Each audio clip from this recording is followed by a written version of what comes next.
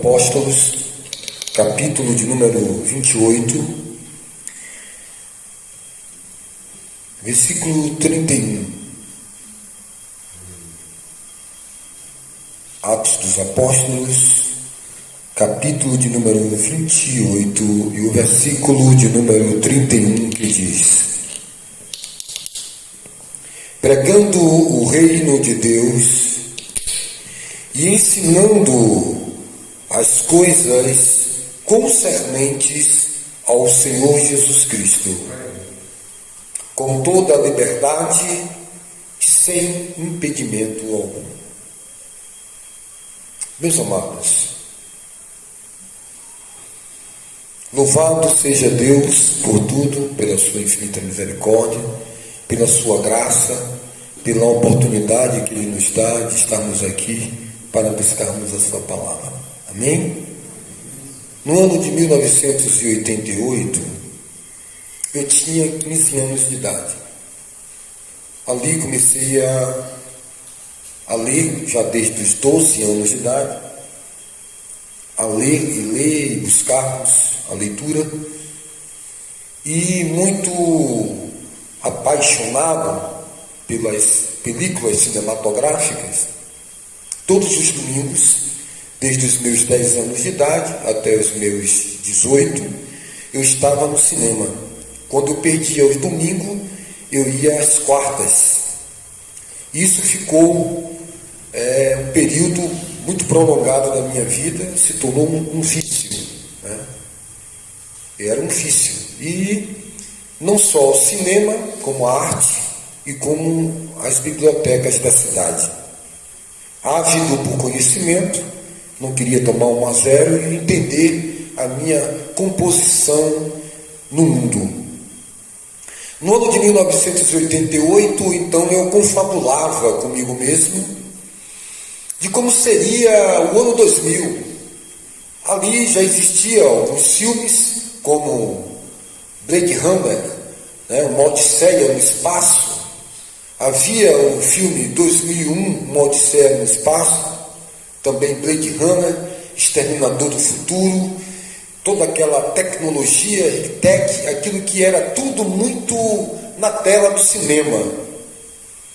E eu ficava confabulando ali quando eu ia à praia, todos os domingos pela manhã, e ali eu deitava e ficava confabulando como seria o ano 2000. Porque os filmes me ensinavam que no ano 2000 os homens iam andar em veículos, os carros iam voar. Que no ano 2000, a entrada para o novo milênio, muitos acreditavam até que o mundo ia acabar no ano 2000, na passagem do milênio. Ou que iria existir um bug, um apagão, entendeu?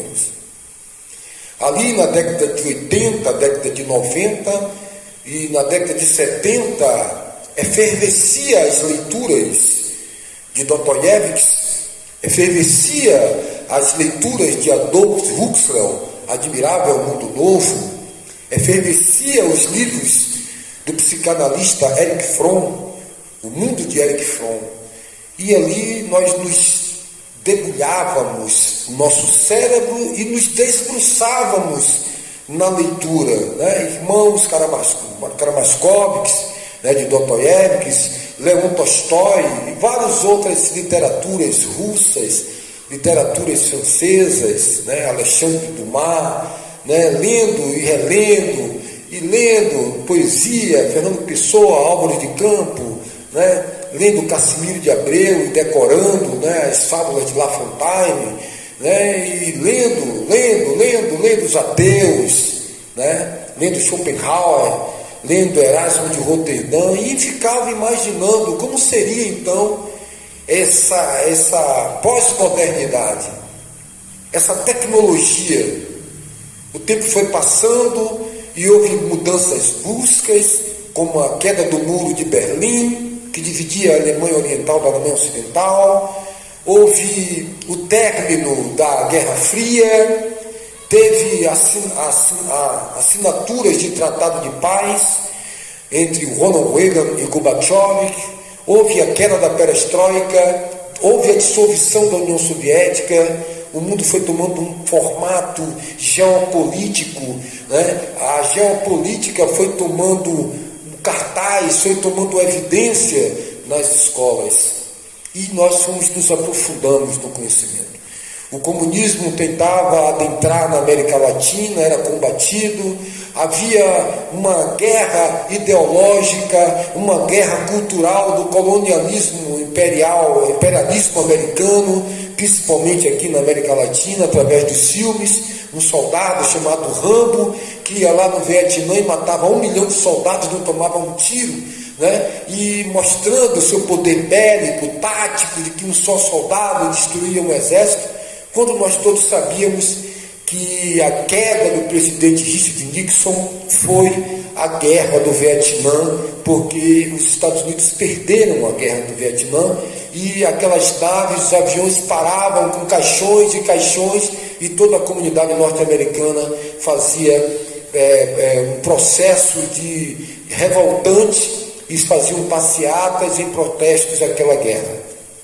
Houve uma mudança e foram mudando características. A moda unissex foi chegando nos meados de 1989 para 1990, foi delineando as influências desde a década de 70 para a década de 80, o movimento hippie, aceita os meninos de Deus. Muitas coisas foram mudando, a face do mundo foi tomando muitos formatos.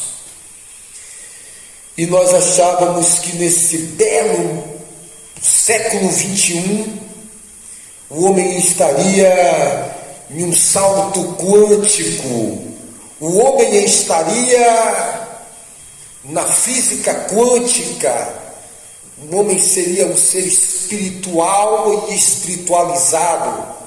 Essa era a grande utopia dos grandes teólogos da América Latina, entre eles Leonardo Boff e também Gustavo Gutierrez, encabeçando a teologia da libertação.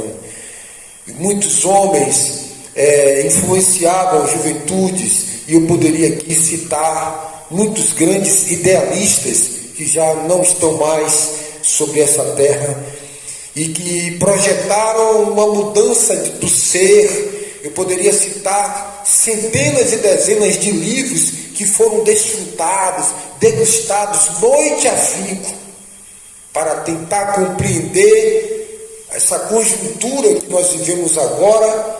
Você não pode compreender assistindo um jornal nacional em 1 hora de relógio, lendo 10 ou 15 ou 20 livros.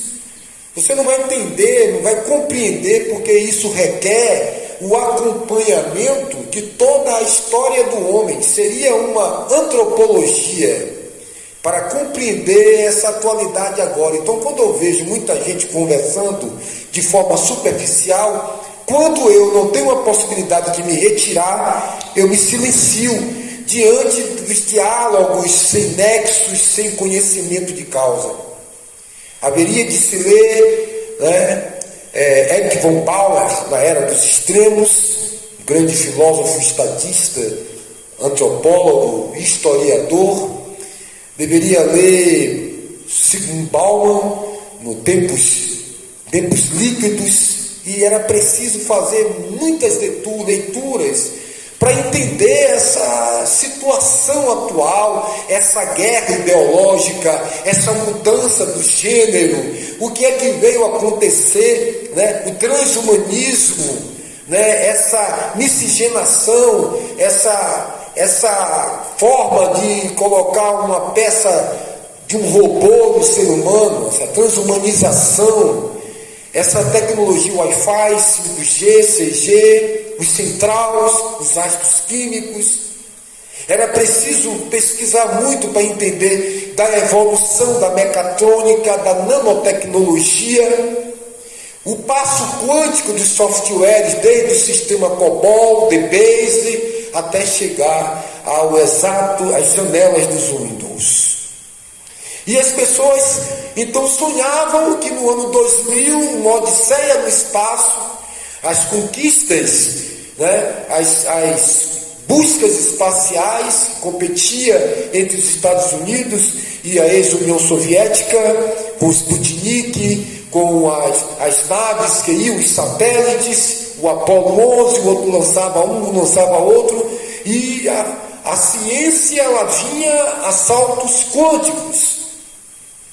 Então, no ano 2000, alguém pensava que iria comer uma comida parietal de um astronauta, um comprimido, e iria resolver os problemas da humanidade, e veio então a guerra do Iraque na década de 90, 98, veio a guerra dos Estados Unidos com o Iraque, com o Kuwait, depois a invasão dos Estados Unidos ao Iraque, veio a ameaça das guerras entre a Argentina e a França, um pouco mais antes, na década de 80, nas Ilhas Malvinas, depois veio uma ameaça pelo canal de Panamá, e aí foi surgindo problemas que mostravam que o homem ainda tinha muitas dificuldades para ascender nessa tão chamada Odisseia no espaço. Ali os filmes de George Lucas, Jornada nas Estrelas, mostrava que a conquista seria por planetas, que seria por conquistas de novos mundos. E então, já na década de 90, faltando poucos anos para se adentrar no ano 2000, um golpe fatal veio, que foi a guerra do Iraque com o Kuwait. Depois os Estados Unidos invadem o Iraque, e aí aquela mortandade, muitas coisas terríveis aconteceram.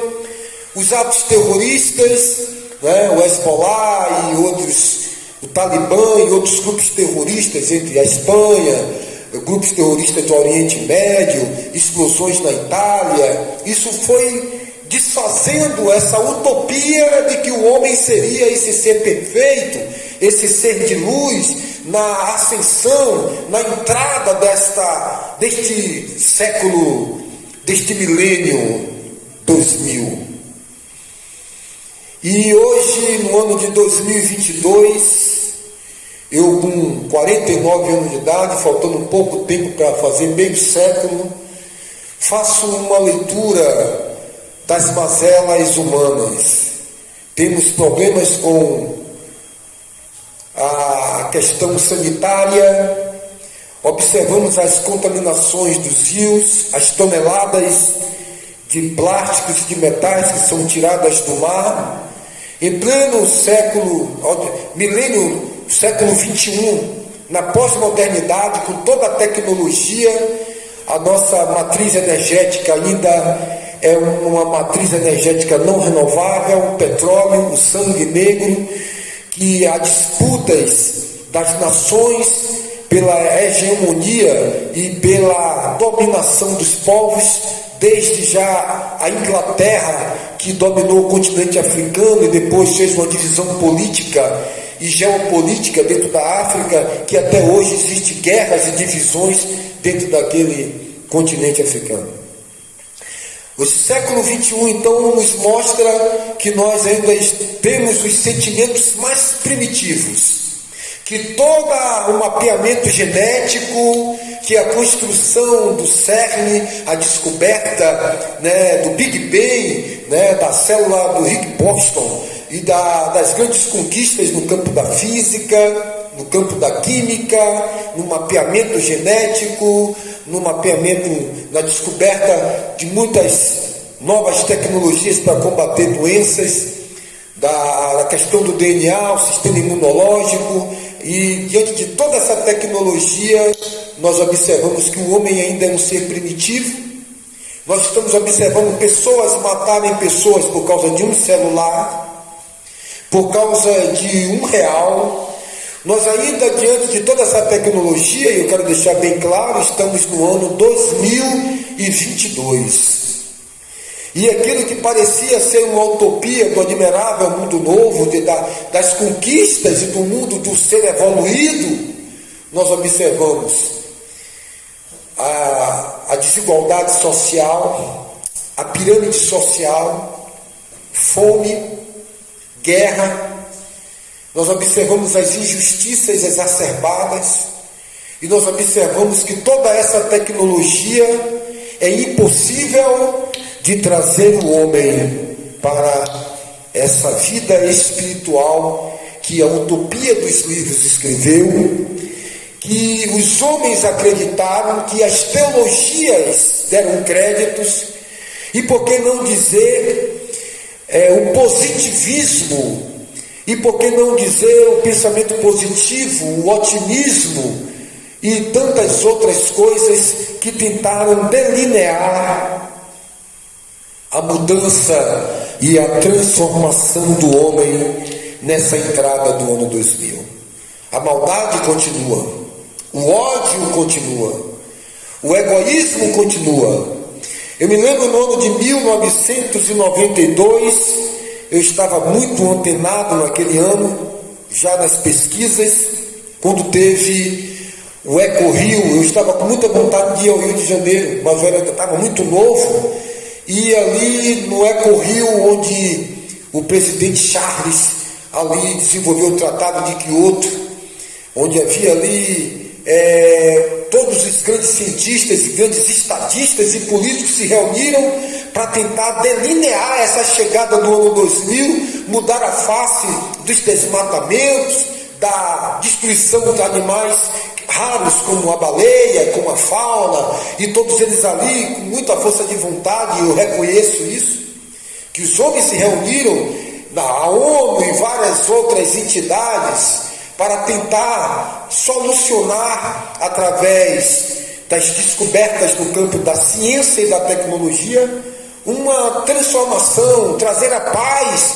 Os homens se esforçaram desde John Kennedy ao presidente Ronald Reagan e até o próprio Gorbachev, quando criou a perestroika para dissolver a União Soviética, tudo com bom sentido para o desenvolvimento da paz. Estamos no ano 2022 e quando ligamos a televisão, ao colocar uma bandeja debaixo da televisão, podemos ver uma ficção trazendo aqui o sangue pingando nos jornais, de tamanha exacerbação da violência. Ao espremer o jornal sai sangue, as injustiças sociais aumentam, os grandes empresários aumentam as suas ganâncias, os países do primeiro mundo cada dia mais com leis e taxas para oprimir os países subdesenvolvidos do terceiro mundo. Angústia nas nações, fome e guerra aponta para a verdadeira profecia que está em Mateus 23, 24, quando Jesus disse que nos últimos tempos haveriam dores, ranger de dentes, bramido dos mares, das ondas, que simboliza na escatologia bíblica os povos. Observamos isso atônito e damos crença àquilo que o profeta Jeremias, pelo Espírito de Deus, diz: pode um leopardo tirar as manchas pretas do seu corpo? Assim o homem, com seu total esforço, não tem como ser uma nova criatura. O profeta Isaías manda uma mensagem para a nação de Israel, dizendo: ainda que os vossos pecados sejam vermelhos como carmesim, se tornarão branco como a neve, se tornarão brancos como a lã. Essa sempre foi a esperança do homem, ser liberto dessas tendências. Mas ele não pode entrar em uma máquina de raio-x, ele não pode entrar em uma máquina de uma tomografia, uma máquina radioativa, e entrar um homem carregado de pecado, na luxúria e na vaidade dos seus pensamentos, e sair do outro lado puro, santo, justificado. Não existe máquina, não existe tratamento de quimioterapia ou de radiologia para matar o maior câncer da humanidade que adentrou o nosso primeiro pai, Adão, o câncer do pecado. Mas eu trago para você uma nova notícia, uma nova mensagem, as boas novas do Evangelho. O salário do pecado é a morte, mas o dom gratuito é a vida eterna. Jesus Cristo, o Filho de Deus, que tira o pecado do mundo. O homem faliu no seu sistema, faliu nas suas universidades, faliu na sua intelectualidade, faliu nas suas terapias. Freud faliu ao tentar decifrar o enigma do cérebro humano. Se você for ler Nietzsche no seu axioma ao criar Super-Homem, quando ele disse Deus está morto, e logo após alguém escreveu no metrô da Alemanha, Nietzsche morreu, mas Deus está vivo. Os homens escreveram, Arthur Schopenhauer, Erasmo de Roterdã, Pitágoras, Sócrates, Arquimedes e todos esses grandes e muitos homens, tentando criar teorias para trazer para a humanidade um novo tempo. Mas só Jesus, no livro do profeta Isaías, para encerrar essa mensagem, no capítulo de número 61, o profeta Isaías fala de alguém diferente de todos os grandes homens. Nunca assentou-se no sinédrio dos fariseus, na sinagoga dos fariseus ou dos saduceus, nunca foi para uma convenção de Harvard ou de Haia, nunca foi na ONU, mas ele naquele dia, quando entrou naquele local onde estavam reunidos homens, ele abriu as escrituras neste livro e disse: o Espírito do Senhor Deus está sobre mim, porque o Senhor me ungiu para apregoar boas novas para aos mansos de coração. Ele me levantou e me ungiu e me enviou para restaurar os contritos de coração e a proclamar liberdade aos cativos e a abertura de prisão aos presos, e a pregoar o ano aceitável do Senhor, o dia da vingança do nosso Deus, a consolar todos os tristes, e a ordenar acerca dos que choram em Sião, que se lhe dê uma grinalda em vez de cinzas, óleo de alegria em vez de pranto, vestido de louvor em vez de espírito angustiados, a fim de que se chamem árvore de justiça, plantação do Senhor, para que ele seja glorificado. Um novo tempo na sua dispensação. Esse é o novo tempo de uma boa nova, o Evangelho sacrossanto do Senhor e Salvador Jesus Cristo. A Ele seja honra e a Ele seja glória. O único capaz de trazer a cura das nações. Mas a sociedade e a humanidade não quer. A humanidade não quer o Evangelho. Aprove a Deus salvar o homem pela loucura da pregação. As Escrituras diz que não me envergonho do Evangelho que prego, porque é poder de Deus para que todo aquele que nele crê não pereça, mas tenha vida eterna.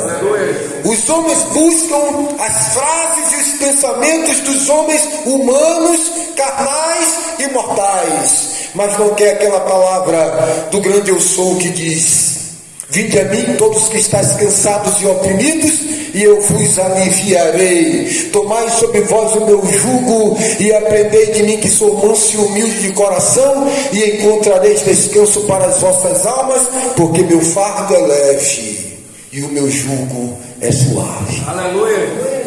Eles querem a ciência, eles querem as tecnologias, ele quer os Erlos e os Musks da vida, ele quer os Bill, e também eles querem os Gates.